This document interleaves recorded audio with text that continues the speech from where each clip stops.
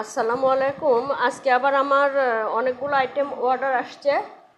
তো এই যে দেখেন আমি প্যাকেট করছি, এই ছোটো মাছের চচ্চড়ি, ডাল ভর্তা, আলু ভর্তা, তারপরে প্লেন ডাল, বেগুন ভর্তা, প্লেন ডাল 2টা, আর 3টা হচ্ছে ভাত, এই যে সাদা ভাত এটা, আর ছোটো মাছের চচ্চড়ি, এই যে ছোটো মাছের চচ্চড়ি আছে।